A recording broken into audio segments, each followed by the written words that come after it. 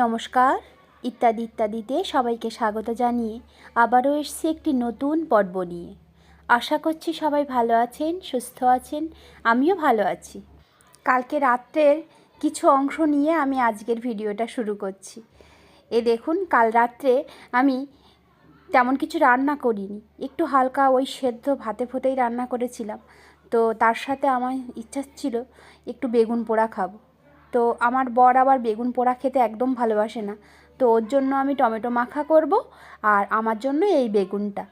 আমার মতো আর কারা এই রুটি সেঁকার জিনিসটা দিয়ে বেগুন পোড়ান অবশ্যই কমেন্ট করে জানাবেন। এই দেখুন, টমেটোটা ধপ করে পড়ে গেল একটা। এদিক ওদিক বারবার ঘোরাতে ঘোরাতে এই সমস্যা হচ্ছে। একদিকে বেগুন পোড়াতে দিয়েছিলাম, আর একদিকে প্রেসার কুকারে গরম গরম ভাত বসিয়েছিলাম, কারণ এই ধরনের ভর্তা একটু গরম গরম ভাতের সাথেই ভালো লাগে। আর শীতের রাত্রে ভাত থাকলে খুব ঠান্ডা হয়ে যায়, তো রাত্রে যতই হোক একটু কষ্ট করে ভাত বানানোর চেষ্টা করি। যাই হোক, এই দেখুন বেগুনটা একদম পুড়িয়ে তারপর রেডি করে আমি আপনাদের সামনে এনেছি। এই যে আমার বেগুন পোড়াটা একদম মাখা হয়ে গেছে, পেঁয়াজ, শুকনো লঙ্কা, সর্ষের তেল, লবণ দিয়ে। আর ওদিকে বরের ওই যে টমেটো মাখাটাও আমি করে নিচ্ছি ওই একই পদ্ধতিতে। বেগুন পোড়া হলে কিন্তু আর কিচ্ছু লাগে না। এরম মানুষ আমি দেখিনি যে বেগুন পোড়া খেতে ভালোবাসে না। যাই হোক, এক একজন এক এক রকমের হয়, তো সেই বিকল্প মানুষটা আমার বরমশাই।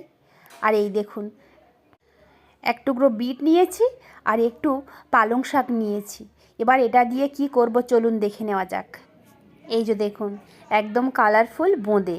এই বোঁদেটাই আমি আপনাদের সাথে আজ শেয়ার করব। তো আমি কোনো রাসায়নিক রং ব্যবহার করিনি, আমি ঘরেই এই বিট আর পালং শাক দিয়ে কালার বানিয়েছি। তো তার জন্য প্রথমে কি করছি দেখুন, প্রথমে ওই বিটের টুকরোটা নিয়ে আমি একটা গ্রেটারে সুন্দর করে ঘষে নিচ্ছি। ঘষে নেব, নিয়ে ওর থেকে আমি রস নিয়ে নেব। এই যে দেখুন, এটা বাজারের কেনা ফুড কালারের থেকে কিছু কম হয়নি দেখুন, কিন্তু স্বাস্থ্যকর আর একদম রোগমুক্ত।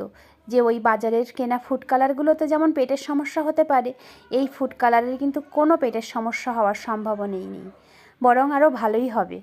যাই হোক, আমি এই বিটের যেমন রসটা বের করে নিয়েছি, পালং শাকটাও আমি সুন্দর করে রস বের করে নেব। চলুন দেখে নেওয়া যাক। এই দেখুন, আমি একটা মিক্সির জারে এই যে পালং শাকগুলো নিয়ে নিয়েছি। পালং শাকগুলো আমি সুন্দর করে ধুয়ে নিয়েছিলাম। এবার এটাকে সুন্দর একটা পেস্ট বানিয়ে নেব। এই দেখুন, পালং শাকটাও আমার পেস্ট বানিয়ে নেওয়া হয়ে গেছে।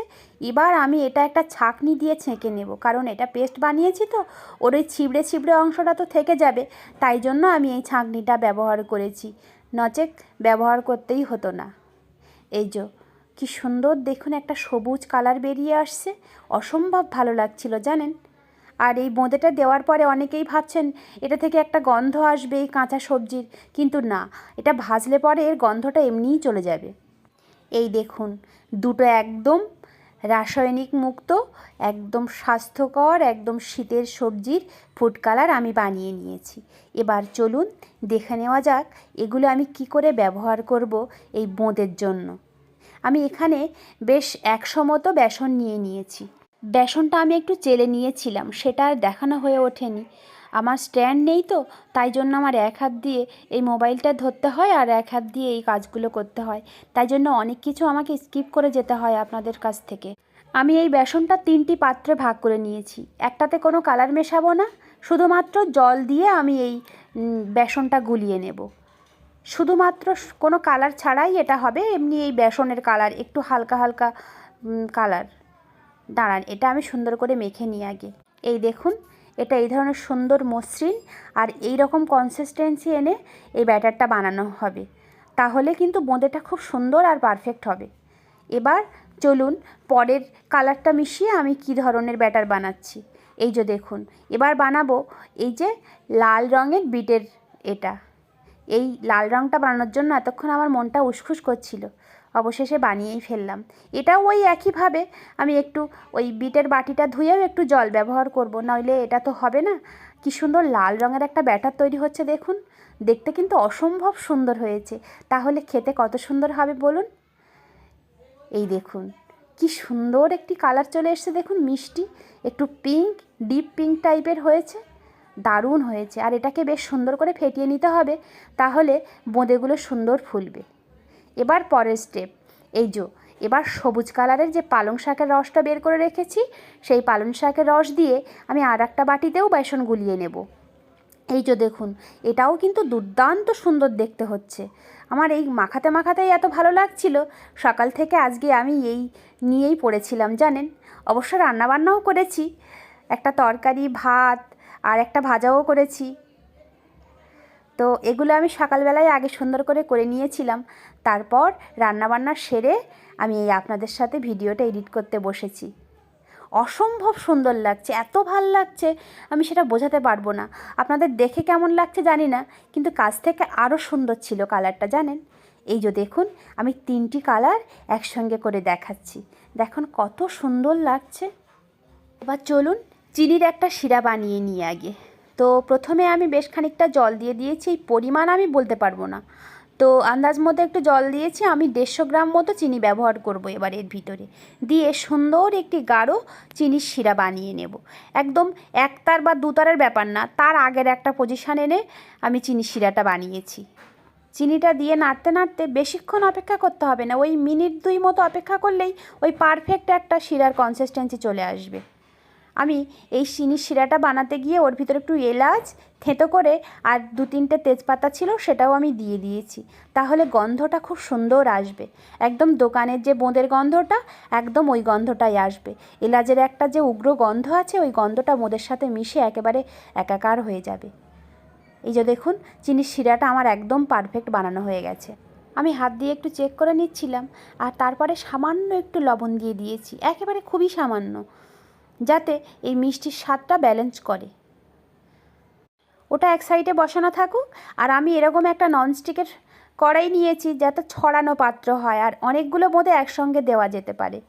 আর এবার তো কাউকে ক্যামেরাটা না ধরলে হবে না, তো তাই জন্য আমি ঠাকুমাকে ধরে দিয়েছিলাম। সকালবেলা ছোটো ঠাকুমা এসেছিলো, তো ওনাকেই আমি ক্যামেরাম্যান করে দাঁড় করিয়ে রেখেছি। এই যে দেখুন, আর উনি তো বয়স্ক মানুষ, তাই ক্যামেরার কাছে আঙুলটা চলেও এসেছিলো, কিন্তু কিচ্ছু করার নেই, বরমশাই কাজে ব্যস্ত ছিল, তাই জন্য আমি ঠাকুমাকেই এই কাজে নামিয়েছিলাম।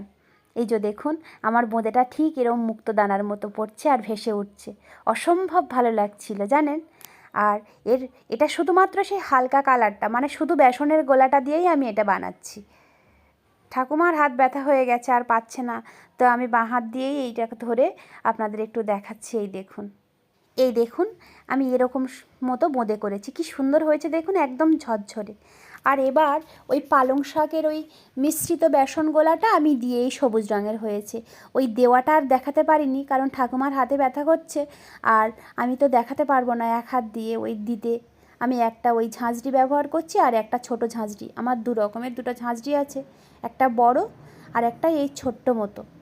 তো এই দেখুন সবুজ কালারেরগুলো কি সুন্দর লাগছে, যেন সবুজ মুক্ত ছড়াছড়ি, একেবারে অসম্ভব ভালো লাগছিল, আর একটা মিষ্টি গন্ধও আসছিল জানেন। এবার এগুলো সুন্দর করে উঠিয়ে নেব ওই আগেরগুলোর মতোই, কিন্তু বারবার কিন্তু ওই যে ঝাঁঝরিটা ব্যবহার করবেন ওটা ধুয়ে নিতে হবে, তাহলে ওই পড়তে সুবিধা হবে, আর নইলে ওই মুখগুলো আটকে গেলে এই গায়ে লেগে লেগে যাবে, আর বোঁদের সাইজটা দেখতে ভালো হবে না, কি মানে একটু জড়ানো জড়ানো ভাব চলে আসবে। যাই হোক, এই দেখুন আমি এবার ওই লাল রঙের ব্যাটারটা দিয়ে করছি, কি সুন্দর লাগছে, একদম লাল লাল, অসম্ভব ভালো লাগছে। ক্যামেরাতে কেমন দেখাচ্ছে জানি না, তবে কাছ থেকে অসম্ভব সুন্দর লাগছিল জানেন। এই দেখুন আমি বেশ অনেকটা পরিমাণে 3 রকমের ভেজে তুলে নিয়েছি, দেখুন সবাইকে দেখাতেও যাচ্ছি, বেশ ভালোও লাগছে ব্যাপারটা। এই যে তারপরে আমি ওই যতগুলো ব্যাটার ছিল একসঙ্গে মিক্সার করে দিয়ে দিয়েছি, হাতে যা ছিল একটুখানি বাটিতে মিশিয়ে একটু বেশ কালারফুল রঙিন বানিয়েছি, একসাথে মিশ্রিত কালার। আর মেন যেগুলো সেগুলো তো হয়েই গেছে, অল্প কিছু ছিল, তো এ বাটি ও বাটি না করে আমি একসঙ্গে মিশিয়ে নিয়েছি, নিয়ে এই যে কালারগুলো হয়েছে।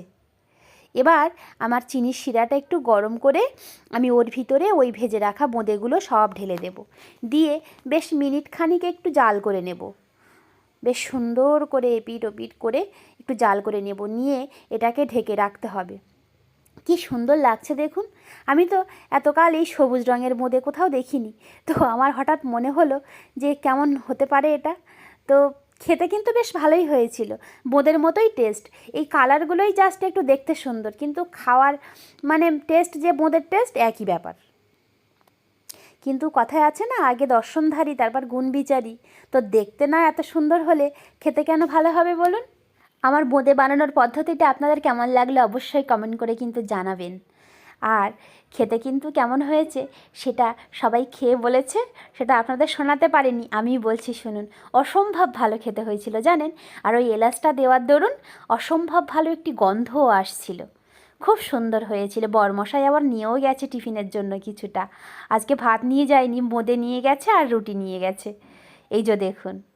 আজ তাহলে আসছি, আবার আসবো নতুন একটি পর্ব নিয়ে। সকলে খুব ভালো থাকবেন, সুস্থ থাকবেন। আর আমার পর্বগুলো ভালো লাগলে লাইক, কমেন্ট, শেয়ার, সাবস্ক্রাইব করে অবশ্যই আমার পাশে থাকবেন। নমস্কার।